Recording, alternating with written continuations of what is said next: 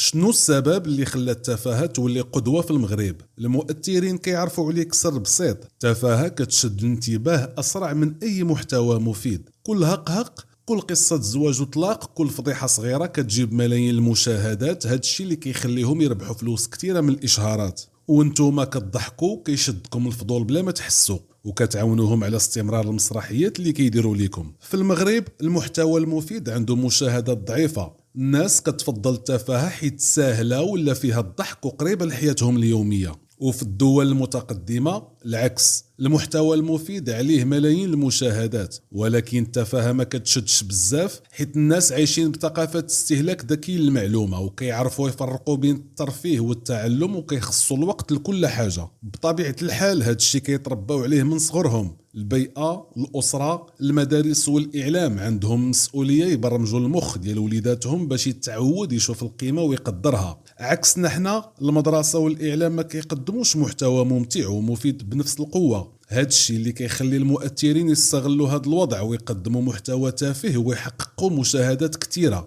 وهنا المخ كيتعود على المكافأة الفورية ديال الضحك والنشاط، والنتيجة راكم عارفينها كاملين. الحل بسيط، قبل ما تتابع، قبل ما دير لايك، سول راسك واش هاد المحتوى غادي ينفعني ولا غير غيضيع وقتي. جرب تختار المحتوى اللي فيه قيمة، تابع البودكاست المفيد، الفيديوهات التعليمية، وحتى المؤثرين اللي كيعطيو نصائح صحيحة. بالممارسة غادي يبدا المخ ديالك يفرق بين القيمة والتفاهة، وغادي تشوف التغيير في الطريقة اللي كتستهلك بها المحتوى. ودابا شنو بان لكم؟ واش فايت ليكم؟ تابعتوا شي تفاهة بلا ما تحسوا؟ خليو لينا تعاليق، وريونا واش غادي تبدلوا عاداتكم ولا لا.